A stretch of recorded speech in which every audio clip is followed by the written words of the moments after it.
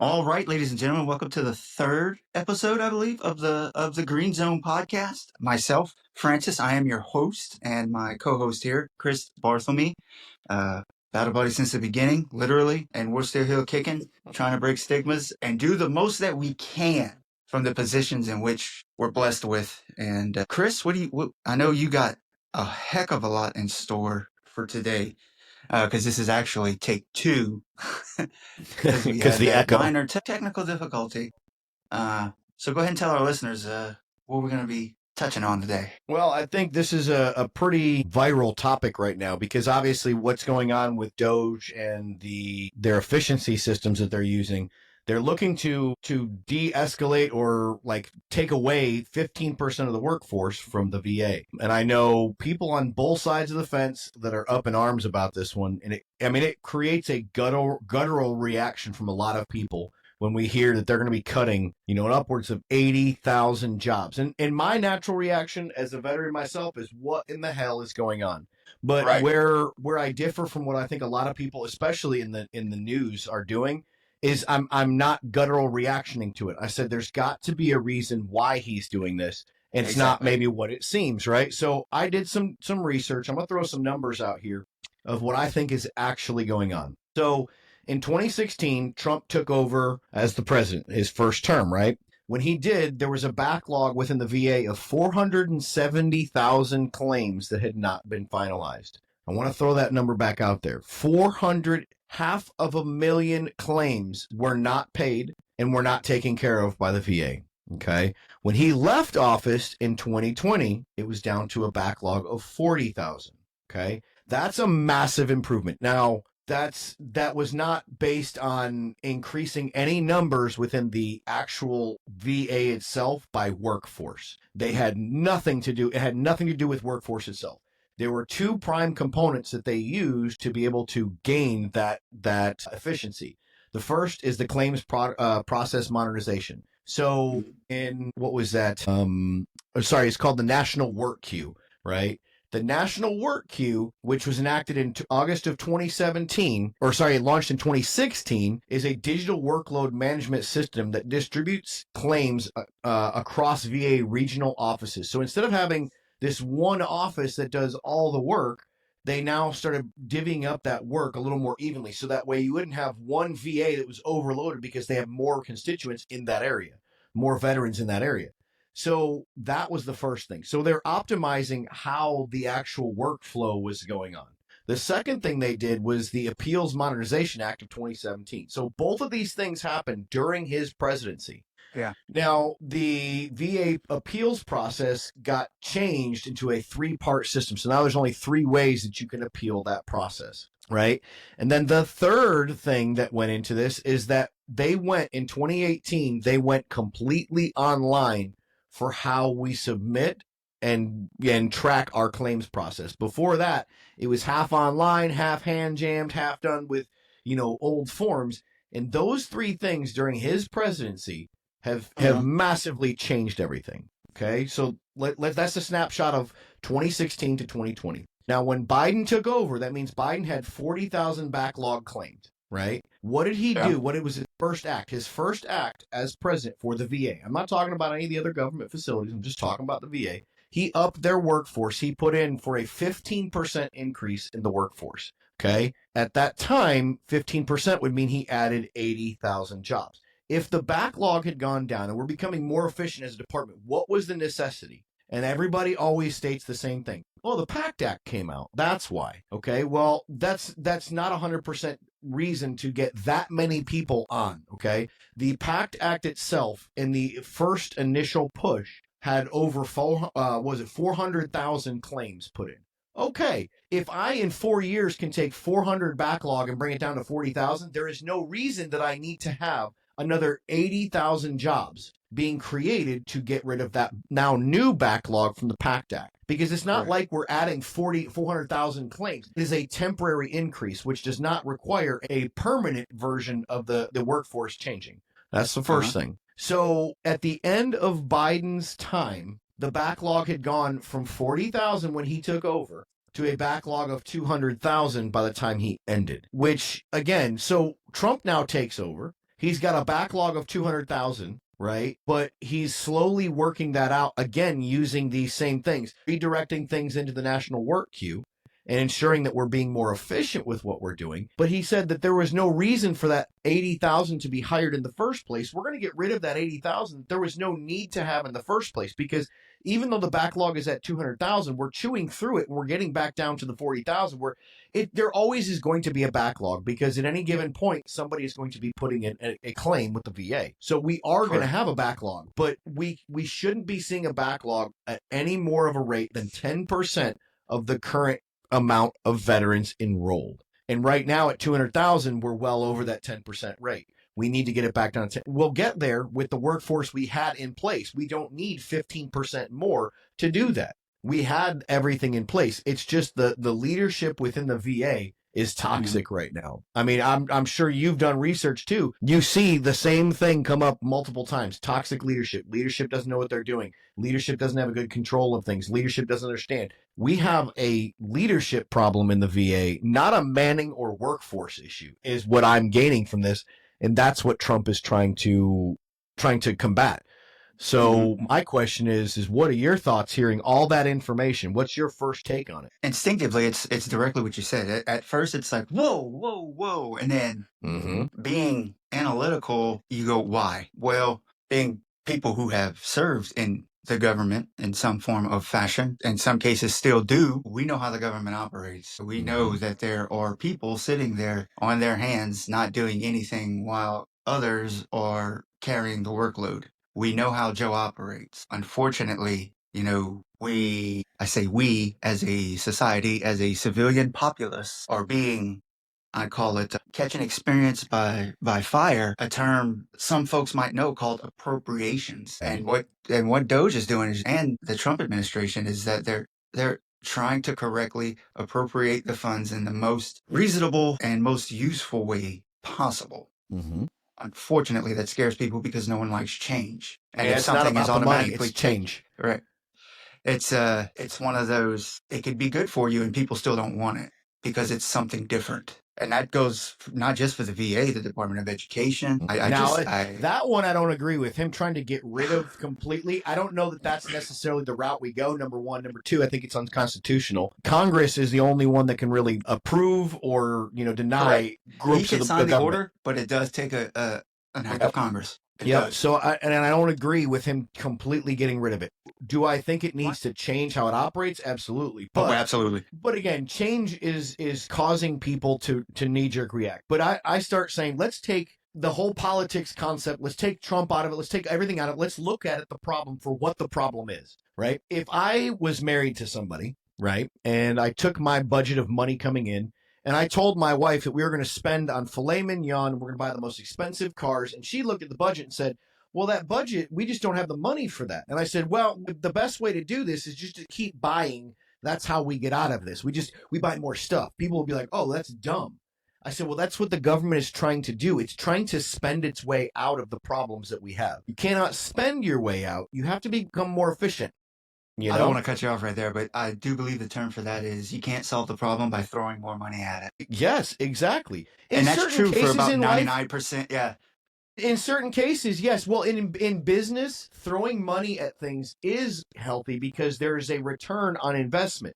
But when we're talking about government spending, there is no return on the investment at all. The only place that is actually the case is if you give a tax break to somebody for having children, because yes, you are gaining a taxpayer out of somebody having a kid. Correct. In the future. So I get that, but beyond that, the government is not in revenue generation. Since it's not in revenue generation, you cannot throw money at it and expect the problem to get better. Yeah, it's more in revenue appropriation than it is. Well, and it sucks because everybody's freaking out and nobody knows, what's going to happen. And it's like, well, one, that's part of the process. That just proves that you may never have taken a civics class or understand how the different branches operate. for example, my wife, being Mexican and Native American, swears up and down ICE is going to come kick down my door. And I wish they would. I'd go out like a hero. But, that's not the case. She's always like, he's going to abolish the 14th Amendment. And I'm like, that takes an act of Congress. It's one of those, it makes it tough if you understand the system and you have to listen to people complain a lot, and you can't correctly address the situation or the issue because, one, there's not enough time. Two, sometimes it's like watching grass grow. Does that make sense? Yeah, well, and you can't argue with people that already have it set in their mind what is going on. And when they've been fear-mongered, we have a tendency, and we're wired as human beings, to see the negative and see the negative only. So they see it, and what they don't see. So a person looking at the VA, for example, getting rid of 80,000 people, they're looking for the negative. They're saying, we're getting rid of 80,000 jobs. What are those people going to do? That's what they're looking at. They're not looking at what we're doing and the reasons why. If those 80,000 jobs aren't necessary, meaning those jobs are people literally, like we said, we know Joe Snuffy just throwing money doing away. Nothing, which is throwing money away. Right? That's like buying a plate of food at the restaurant and then deciding you don't want to eat it and throw it straight in the trash. If that food is not doing anything for me, why am I buying it? If me as a taxpayer, if I'm buying a service from the government and that service is not being used, why am I doing it? Why am I buying it? And or why should I have to pay for it? Yeah, exactly. So when we look at it like that, it's not about losing 80,000 jobs, because the market in other areas right now is hurting. Labor industries right now are saying that they have a 30% reduction in force, not by choice, right? They're having that reduction in force because people are getting jobs where they don't have to do labor-intensive stuff. So with them needing 30% more workforce, but yet the reason why people are so up arms is because that means that they're going to have to do a job that actually probably is more labor-intensive. The labor market is good right now. It doesn't matter. We're getting rid of 80,000 jobs there. Well, maybe they can fill some of these other roles within the system that need to be filled. And the beautiful thing about it is the labor-intensive jobs are always thriving. It's the fact that Americans, and I'm about to shoot myself in the foot here, and I think you know where I'm going with it. Americans are lazy. They think they're entitled. They are. Yeah. And it's that's years of us trying it's years of telling people, you get a college degree, you're going to get a great job. It's created an imbalance because the world works, everything does, on a supply and demand system. If the supply of college graduates is higher than the amount of college jobs, the cost of that job goes down because now companies can hire people in at a lower amount, right? But what did that do to the labor market? Labor market jobs are starting to outpace people in the other sectors, in the corporate sectors. Why? Because now, to get a mechanic to work on a car, you have to have a lot more education, number one. And number two, it's labor intensive. I have guys that I know that make $120 an hour working for BMW and only work 20 to 30 hours a week and are making a killing, right? Why? Because there's a scarcity. There's not enough BMW mechanics, so they have to hire their mechanics paying more. We have created an imbalance by telling people they have to go here to get a good job. You have to go to college. So now when they get out of college, they think they deserve a high-paying job. That's not how it works anymore. Right. You know what I mean? I mean, and the best way I could try to put it into perspective for some of the listeners is when it comes to the money side of it that we were discussing a while ago. For those who've gone to college and filled out the FAFSA and all that and got offers for loans and or grants, the loan you pay back. The grant, that's free money for you. They don't care how you spend it. But imagine if you had to report back to the FAFSA people in IRS and be like, look, this is how I spent the money. I guarantee you things would. And I learned that when I started tracking every dollar and every cent out of my own personal. And I was like, whoa, okay, let's put this to this. Looking at what you spend your money on, you're like appalled at where you're spending money. Yep. It's some lessons I've learned the hard way. That's. So so that kind of brings me to, do you think that these changes are going to be beneficial in the long run? Only time will tell. Okay. Anything outside of that is speculation. I know that was probably the most. That sounds like your lawyer answer the question. Yeah, it was a very lawyer answer right there. It kind of feels like you're dodging it, but I mean, you're right. Time will tell. But you and I both know from military experience that they tell you the worst decision to make is no decision, right? We can adjust bad decisions. We cannot adjust a no decision. Yes. So in that case, I think it's like, okay, well, what was going on under Biden was not working, okay? So we changed the system up. I agree, it's probably a little bit much what Trump is doing, but I'm a firm believer of I let Biden have the wheel for a while, and we I didn't agree with a lot of his policies, and I let him go. And I critiqued him afterwards, and I said he did a terrible job. Now I'm going to say, okay, well, I have the right to say, Trump, take over, do what you're going to do, and let him govern the way he sees fit, and let time tell. I can't be a Monday morning quarterback before the actual football game has happened. I got to wait until after the football game to determine what's actually going on. And that's the case when we look what Trump did in his first 4 years in office. He took the backlog from 470 to 40,000. It's 340,000 backlog claims in a matter of 4 years that he got rid of. That's a lot of work. That's a lot of hard work. That's a shocking number. You know what I mean?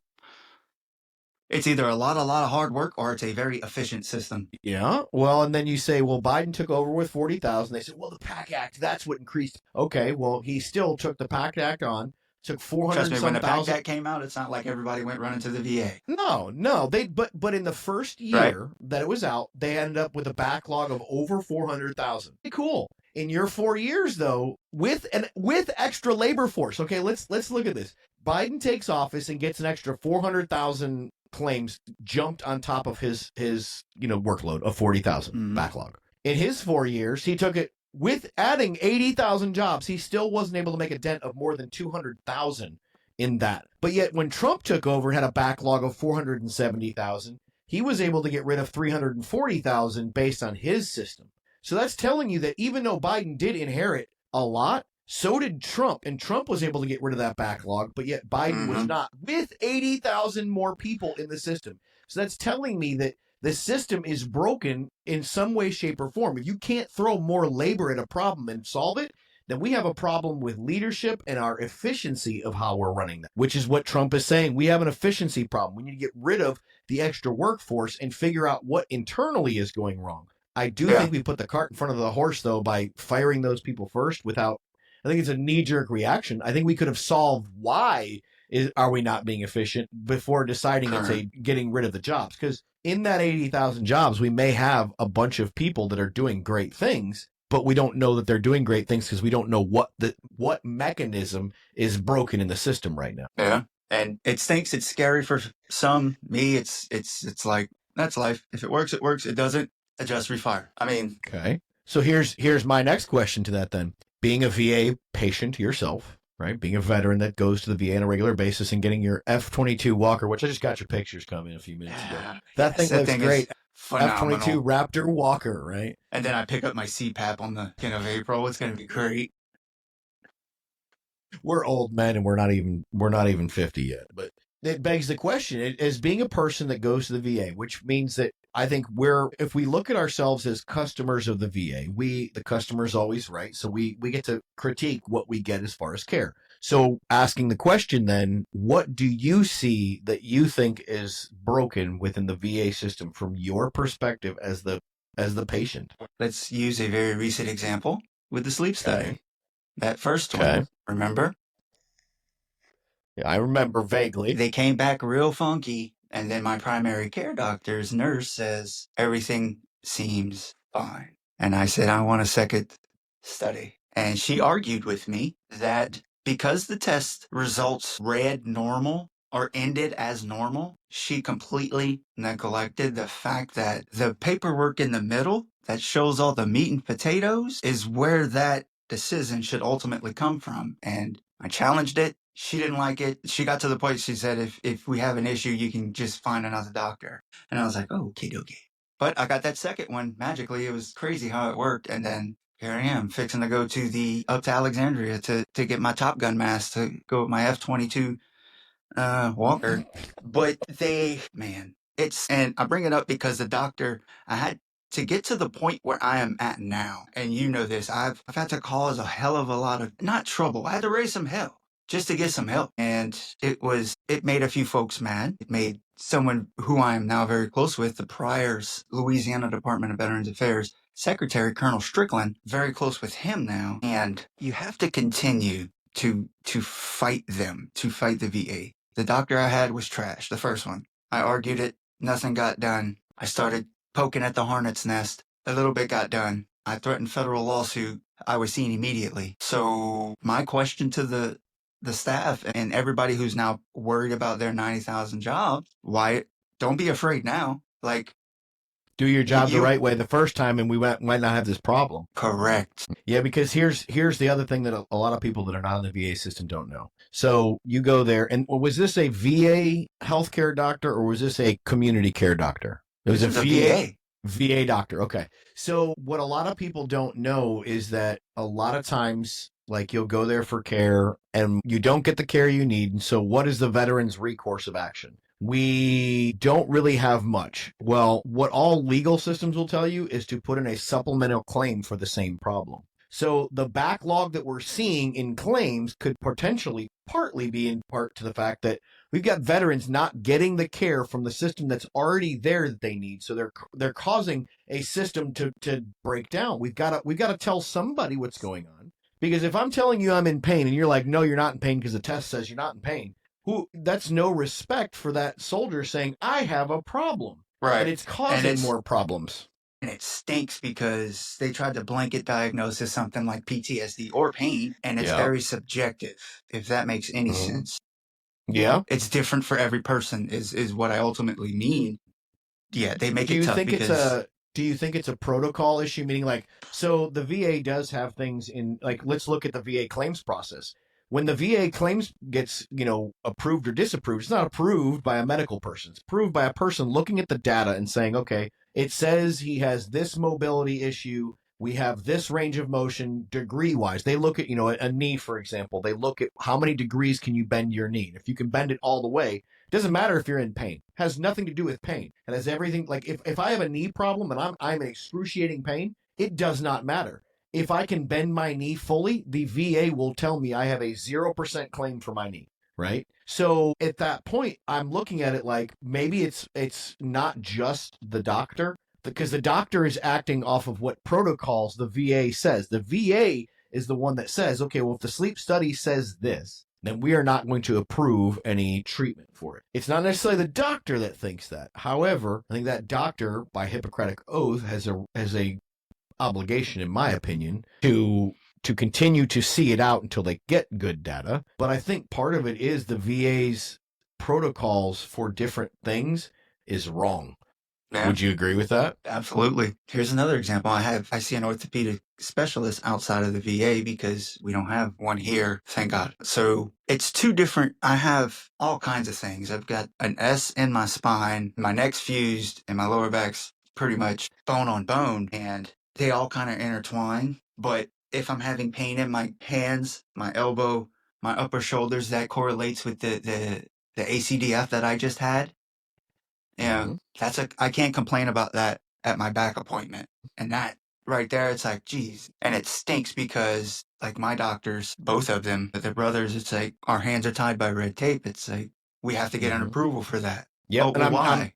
Because we need to get paid. Yeah, because we need to get paid. Exactly. So I was just looking up what the policy is, and it says very specifically that if the standard testing procedures do not elicit actual, like, actionable data, that they have to get higher approval to get more testing done. So your second sleep study has to go through somebody to get approval. And that person in that position does not have to be a medical doctor that makes that approval. How does that make sense? That somebody up there that does not know anything about medical is the one making a decision on whether or not I get medical. That makes no sense. That's like me saying, oh, you don't get medical.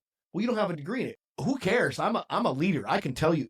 That seems to be the broken problem right there, is that because even in how a claim gets approved, it's not done by a medical doctor. It's done by somebody looking at data. And that does not say it. To me, we should be looking at a combination of the two that are approving or disapproving. Correct. Yeah, it's just like baseball. Data can tell you almost everything, but that instinct is a son of a gun. Mm-hmm. Well, and that instinct is what we need to have. But I get it that a medical doctor can't necessarily say, well, this came from this injury and all that stuff. So you have to have almost like two people, like a checks and balances system, to say, okay, it's got to go up for approval, but a doctor is going to look at the data and give his professional opinion as whether or not it's proved.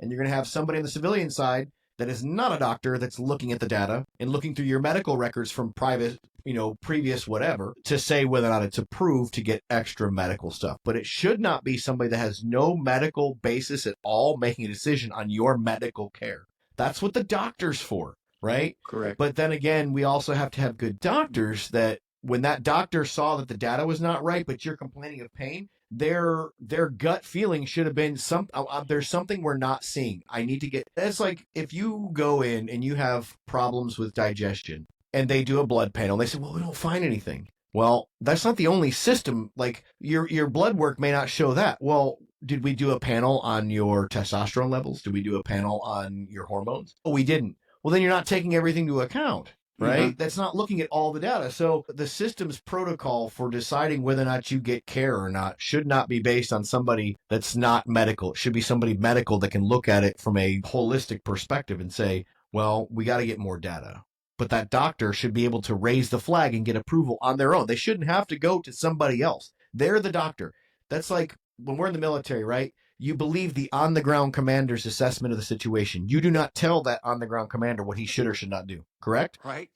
And that's exactly what's crazy is that in the military we know that, but why does the VA not adopt that same policy when it comes to healthcare that the on the front line doctor should be able to make the approval or disapproval for more medical attention when necessary, more testing, more physical therapy, right? Mm-hmm. Like they should not be relying, because my physical therapy, I ran out of the 12 weeks. My physical therapist is telling me I need to have more. But the VA is saying, well, we only approved 12. It has to go through higher channels to get approved more. Okay, let's put it through higher channels. It went to higher channels and it got denied. So you're telling me a doctor says I need it, but the non-doctor says I don't? How is that possible that a doctor says I need something and a non-doctor says I don't, so I don't get it? That does not make any sense at all. No, it doesn't. It sure doesn't. Like I just had my neck fused. It's not even been a year, not even 9 months. Yeah. And I need another approval from the VA in order to see my neck doctor. What? Yeah. That makes no sense. The guy just had his hands all up in my junk, and it's like, you don't think, I didn't need physical therapy for my neck, so you just cancel the whole thing? That doesn't make sense. Well, and I think a lot of that, too, is the VA's outlook on medical care is, oh, we fixed it.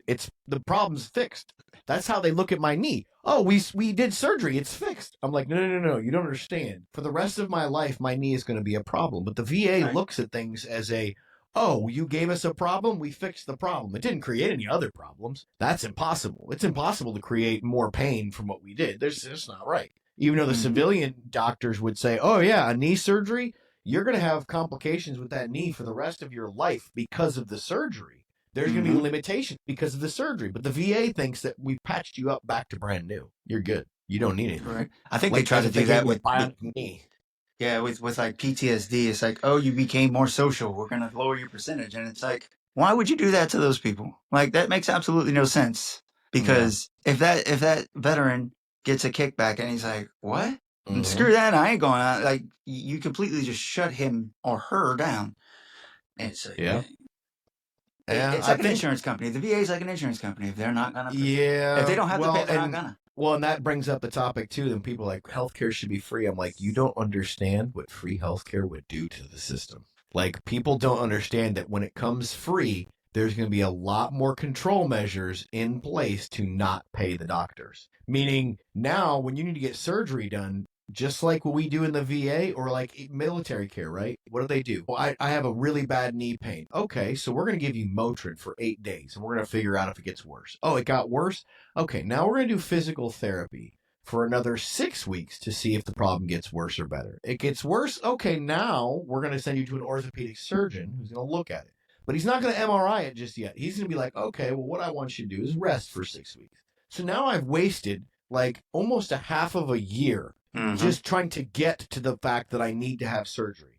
Had they done the MRI, number one, right away, like a civilian doctor would do, they would see the problem and they would go in and do surgery. We have actually stepped over dollars to pick up pennies to try to save money. And that's what free healthcare does. Because the other part of it is that we know when it's free healthcare, people will complain and become hypochondriacs no matter what. If it's free, oh, well, then I'm going to get everything. I'm going to get my this done. I'm going to get this done. I'm going to get this done. And we clog the system. The only way to stop clogging the system is to make it harder to obtain that healthcare at that point.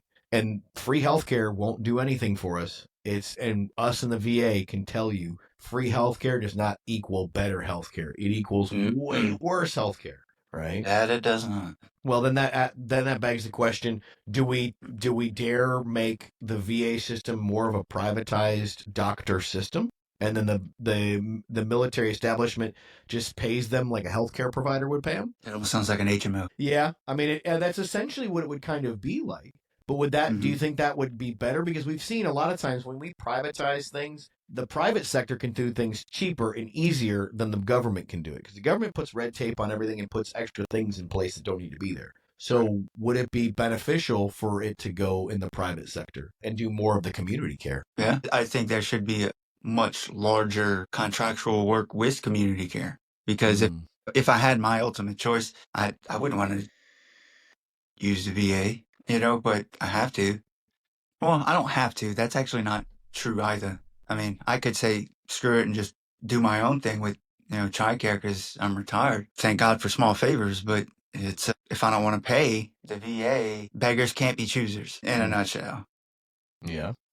I think that to kind of wrap this all up, though, is if we look at what Trump's doing, he's trying to make some sort of decision. Like we were saying earlier, I can adjust a bad decision. I can't adjust no decision. So the VA system and the government system in general is broken with how we spend money. So he's attacking it. And I think that us as even as veterans that are being affected by this, I say give him the time to allow the system to show whether it works or not and to see what adjustments he's making.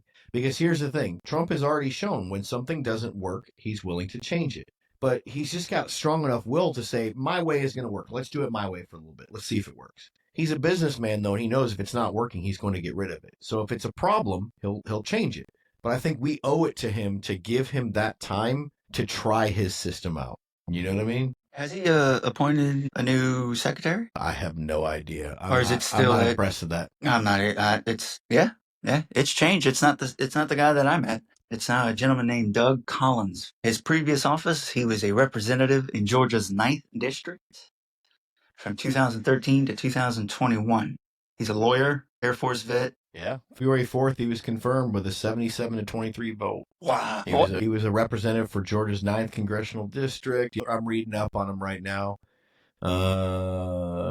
Concerns regarding veterans benefits access to personal information. Yeah, I mean, we'll have to see what he does, I like him. I think that, well, maybe, I don't know. I saw something and I spoke too soon when I said I liked him. Yeah, I'm looking through and there's things I like about him and there's things that I not necessarily like about him. But again, just like we talk about in the military, like you have to respect the position and allow them time to show what they're going to do. I can't tell you how many times we get a new platoon leader in and everyone's like, oh my God, this guy's a piece of crap.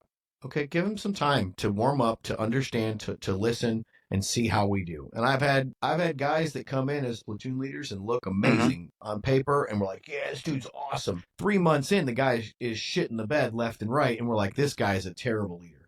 But then I've had leaders come in and look like they're going to be tyrants at the beginning, but then end up being some of the best leaders I've ever had. So I think we have to afford Trump and Secretary Collins time to eradicate the problems that we have in the VA and see what they do. The last time Trump was in office, we saw major changes that brought nothing but greatness to what the VA is doing. Because I will say, as a person now that puts in VA claims when I have issues, they do get resolved 1,000 times faster.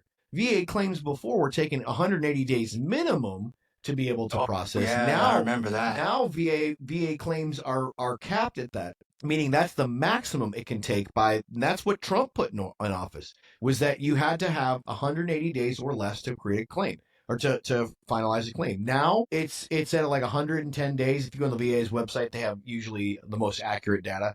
But that means that a month and a week, or 3 months and 1 week, they've already got your claim figured out. Dude, when I got out of the military, it was like 18 months was what it was looking like to get your VA claim approved. Yeah, I believe it. What was it? Which one? What year was it? It wasn't that 15 maybe? 16? 2015, 2016? If they think it's bad now, and I'm sure that the Vietnam vets guys can say that, or you think it's bad now. Yeah. And World War II guys, you think it's bad now. Yeah, so. Yeah, well, I think we've seen that, and this is what I look at. I look at someone's track record. Trump added some great things to the VA system the last time he was in office. He was the big proponent of the reason why they launched va.gov instead of ebenefits.com or whatever it was, or ebenefits.gov. They launched the VA's full-on website during his tenure. And we've seen nothing but the success that that website has brought to the claims process and doing everything online starting in 2018 or 2019 or whatever. And now that it's done completely online, which was, again, all done under Trump's administration. He's already done great things for the VA in prior. We cannot critique him and judge him based on what he's saying he's going to do now if we don't know if it's going to work yet. But I can tell you the last stuff he put into place worked. So why don't we give him a little bit of space and a little bit of leeway and let him run with it? I don't necessarily agree with getting rid of 80,000 jobs as a knee-jerk reaction, but I owe it to him to allow him to do his job as the president. And I think we should also take it to effect that, we're not rioting or destroying the VA buildings because we're upset. Yeah, well, and again, that's also because I'm not letting the fear mongering get to Right. me. I'm looking at it from a logic perspective and saying, okay, well, I cannot critique a man on decisions he's making without all the information. I can't tell him he's making a bad decision because I don't have the data in front of me like he does. I don't know it. I've got to have trust and faith in my president to be doing what's best for the country. And if I'm getting upset by an emotion, that is not, emotions don't run the country, right? Trump's not doing things on emotion. He's doing things on what's best for the people. Period. And that's what's hard for most people to do, is separate emotion from logic. Exactly. Which, going back to what we were talking about with my book, that's what breathing does. Breathing brings you out of an emotional state because we're not in fight or flight. People are nowadays are triggered as if they were in a fight or flight moment, like they're about to lose their life. We need to understand as a culture that we have to look at things from a logic perspective. When we act on emotion, that's where problems happen. It's why anger is such a volatile emotion, because we're acting on anger. When we make promises based on happy emotions, we tend to overpromise and underproduce. Right? We'll get into relationships when we shouldn't be in that relationship. We're like, man, I so love you, because we're doing it based on an emotion of happiness. We're not doing it based on the logic that love really brings to us. So as a country, we think we need to stop being so triggered by things and allow things to play out. What is that? A tactical pause and allowing the situation to develop, right? I can't judge what Trump is going to do based on what he's right now doing, because I don't know the effects of what he's actually doing yet. I gotta give it time. Gotta let the water settle. Mm-hmm. Well, it's a triggering topic, and I hope that it's at least helped some veterans understand that they need to go out and get their research done before they start speaking on a topic. But it is triggering. I mean, on the face value, it was triggering for me when I'm like 80,000 people. I already have a hard enough time getting care at the VA. Yeah. But then once I started realizing what was going on, it allows me to take that step and that pause back and say, look, I need to give Trump some time to figure this out. I agree that there's probably some waste, but let him deal with why there's waste and how to fix it. I don't need to be concerned. Nice. Any final thoughts before we close out? Yeah, and that's what I was about to do. I was about to go into close. Appreciate everybody if you made it this far. If you know a veteran who is in crisis, don't hesitate to get them or yourself to press 988 and one if you're a veteran. Yes, absolutely. If you're in a crisis. Or pick up the phone and call one of your battle buddies. Yeah, I think a lot of people forget about that 988. There's a lot of information coming out when it first came out, but I think it's been lost. And yes, veterans, if you dial 988, and then you press 1, that is for veteran service members. And you don't have to be in the VA's healthcare system. You don't have to even be registered. You just call that number and press 1, and they will walk you through everything that needs to happen at that point. So don't feel like you're alone. Don't feel like there's nobody out there. And hell, if you've got me on social media, send me a message. Even when they go to my request box, I do still read every single message I get in. If you need somebody to talk to, I mean, I'm a life coach, so you can always book a session on my website and do a 30-minute call for free. You're never alone. There's always a veteran out there that will talk to you. Don't go down the wrong road. That's all I can say. Absolutely not. And with that, we'll see you on the next one, ladies and gentlemen.